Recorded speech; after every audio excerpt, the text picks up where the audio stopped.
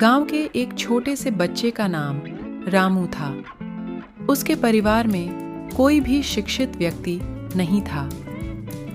रामू की माँ का सपना था कि उसका बेटा पढ़ाई करके बड़ा आदमी बनेगा, लेकिन उनकी आर्थिक स्थिति ऐसी नहीं थी कि वे उसे अच्छी शिक्षा दे सकें। एक दिन रामू गांव के एक स्कूल जाते हुए देखता है कि स्कूल के बाहर एक बोर्ड पर शिक्षा ही सबसे बड़ी धन लिखा हुआ है।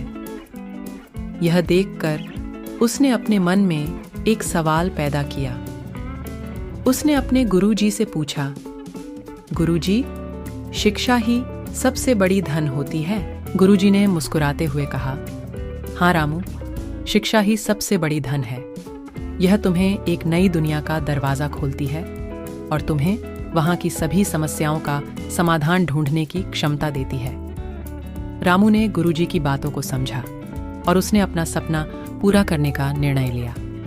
वह दिन रात पढ़ाई करता रहा और अपने उद्देश्य की ओर बढ़ता गया। समय बीतता गया और रामू ने अच्छी शिक्षा प्राप्त की। उसने अपनी मेहनत और लगन से पढ़ाई की और एक उच्च शिक्षा प्राप्त की। अंत में रामू ने गुरुजी के शब्दों को साकार किया और उसने अपने समाज को एक नई दिशा दी। उसने गांव के बच्चों को शिक्षा प्रदान करके समाज में बदलाव लाया। एक गांव में एक गरीब लड़की नाम थी उसका श्रेया। उसका सपना था कि वह अच्छी शिक्षा प्राप्त करके डॉक्टर बने, लेकिन उसके परिवार की आर्थिक स्थिति उसे उसके सपने को पूरा करने से रोक रही थी। एक दिन गांव में एक नया स्कूल खुला। वहां के प्रिंसिपल ने शिक्षा को महत्ता देने का प्रयास किया और गरीब बच्चों के लिए निःशुल्क शिक्षा का आयोजन किया।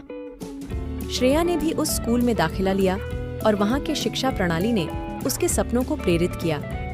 वह अपने सपने के लिए मेहनत करती रही और उसके प्रिंसिपल ने उसका साथ दिया। उसने अपने गरीबी और मुश्किलों के बावजूद निरंतर पढ़ाई की और एक दिन वह अपने सपने को पूरा करने के लिए एक अच्छे कॉलेज में दाखिला हुई। श्रेया ने डॉक्टर बनने की प्रतिज्ञा की और वह अपने कॉलेज में अच्छे अकादमिक रिकॉर्ड के साथ समाज में सेवा करने का संकल्प किया। जब वह डॉक्टर बनी तो वह गांव के गरीबों के लिए मुफ्त कैंसर कैंप्स चलाने लगी। उसने अपनी शिक्षा और समझ से उनकी सेवा की और अनगिनत लोगों की जानें बचाई।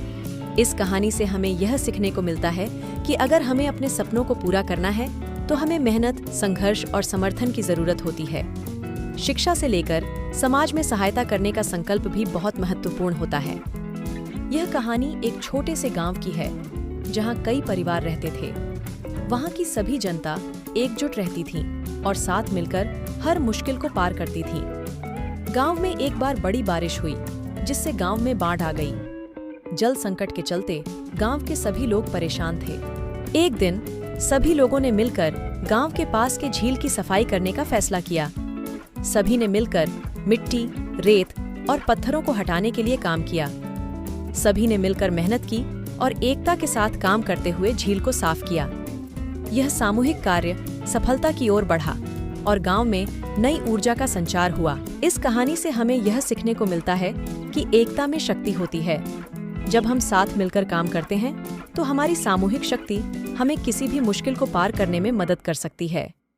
एक बार की बात है, एक नौकर ने अपने मालिक से एक जादूगर के बारे में सुना। मालिक ने उसे उस जादूगर से मिलने के लिए भेज दिया। जब नौकर जादूगर के पास पहुंचा तो वहां पर बहुत सारी अजीब चीजें देखीं। जादूगर ने नौकर को अपनी जादुई दुनिया की यात्रा पर ले जाने का वादा किया। जादूगर ने एक चमत्कारी झोपड़ी में चलने के लिए एक जादूगरी झाड़ू दी और कहा, इस झाड़ू की सहायता से तुम अपनी मनचाही जगह पहुंच सकते हो। बस इसे झटका दो और चाही जगह पहुंच जाओगे। नौकर ने झाड़ू को झटका दिया और चमत्कार हो गया। वह एक नई जगह पहुंच गया। नौकर ने वहां बहुत मजा किया और जादूगर की वापसी के बाद उसने सभी को अपने अनुभव के बारे में बताया। इस कहानी से हमें यह सीखने को मिलता है कि कभी-कभी हमें अपनी रूटीन से बाहर निकलकर कुछ नया और मजेदार करने की जरूरत होती है। जिंदगी में चमत्कार होते हैं, हमें सिर्फ उन्हें ढूंढने की जरूरत होती है।